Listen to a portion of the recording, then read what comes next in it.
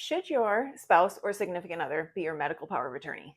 Maybe, maybe not.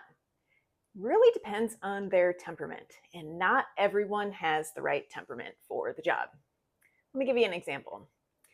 For me, I have two people listed as my medical power of attorney. I have my husband and my sister in law.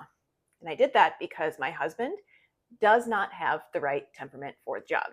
He wants to, he tells me he does, he tries to, but in reality, he does not. And what you need is someone who not only understands what it is that you want, but will uphold that when the time comes. And I know that my husband will really struggle to do what I want. I have very clear parameters of what I want for end of life, and I know he's going to have a hard time with it. I don't fault him for that. It's just who he is. He's going to have a hard time with that. A lot of spouses do. You know, I it's hard. It's a really difficult position to be in, especially in a crisis.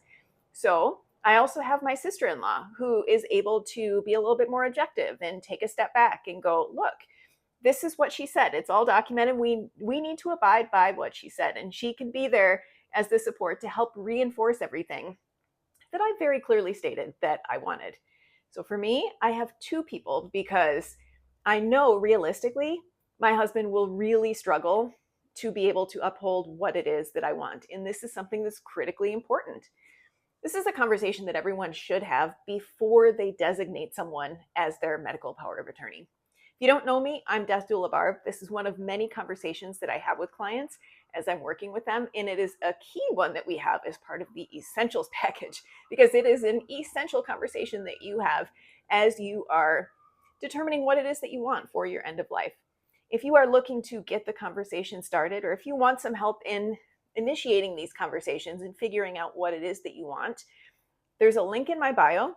We can have a free 20-minute call and just get that conversation started. You can dip your toes in because it doesn't have to be as hard as it is, and talking about death doesn't have to suck.